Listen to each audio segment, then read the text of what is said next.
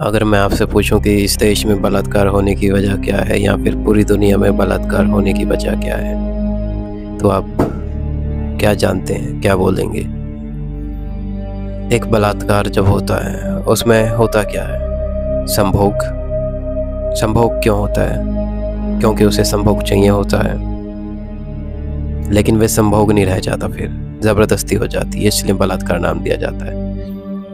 वो बलात्कार होते हैं क्योंकि संभोग से उनको वंचित रखा जाता है। आप जितना ज़्यादा छुपा के कुछ रखोगे, उदाहरण के लिए आप अपनी आंखों के ऊपर पट्टी बांध के रखो 1 साल तक लगातार।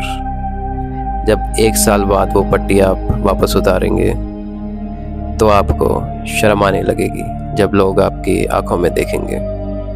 वो आंखें आपका बहुत प्राइवेट पार्ट बन जाएगा, निजी पार्ट।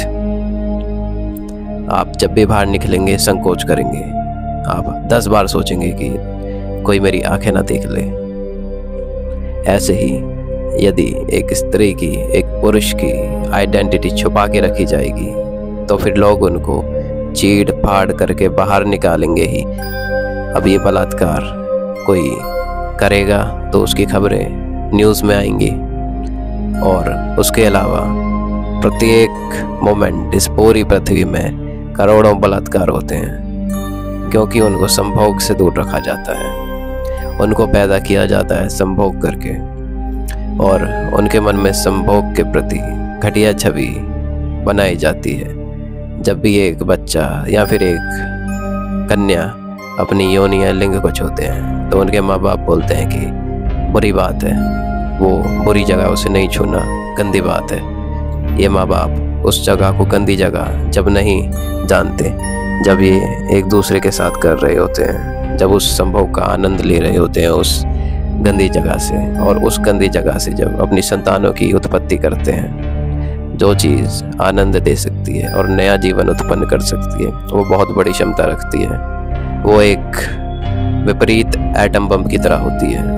विपरीत एटम बम से अर्थ है सृजना करने वाला एटम बम। उदाहरण के लिए वो एटम बम तो तबाह कर देता है सब कुछ, लेकिन जब ये संभोग भीतरी संभोग हो जाएगा तो ये सृजना करने लगेगा उस बंजर ज़मीन पर, जो थोड़ी देर के लिए गीली होती है फिर वापस सूखती जाती है। और यही आप दोहराते जाते हो, गीली सूखी, गीली सूखी।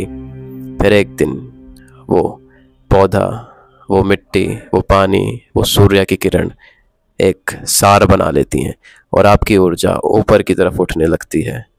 ये होगा जब लोग संभोग को हीन दृष्टि से देखने की बजाय समाज में उसके प्रति एक पवित्र दृष्टि डालेंगे, तो ना कोई बलात्कार होंगे, ना कोई किसी लड़की को छेड़ेगा, ना कोई किसी के अंगों को निहारेगा, क्योंकि वो चीज़ उसके लिए सामान्य हो चुकी है। उसको उस चीज़ के बारे में बताया गया है, उसको पाठ पढ़ाया गया है, उसका अनुभव है, सामान्य है कि ये स्त्री है, इसके स्तन होंगे, इसकी आकृति ऐसी होगी, इसकी शरीर की आकृति, इसका शारीरिक ढंग ऐसा है, क्योंकि वो स्त्री है और मैं पुरुष हूँ, इसलिए मेरा ढंग ऐसा है। इसमें उसको उसके साथ बलात्कार करने की क्या बात है? उसको हीन दृष्टि से देखने की क्या बात है?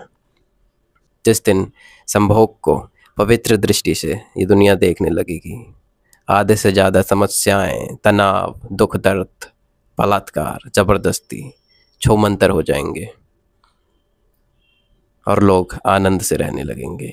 लोग प्रेम को जानेंगे, क्योंकि प्रेम वासना का ही एक विस्तृत रूप है, जो कि विस्तृत होने लगता है धीरे धीरे जैसे व्यक्ति अपने भीतर जाता है, जब भीतरी संभोग शुरू करता है।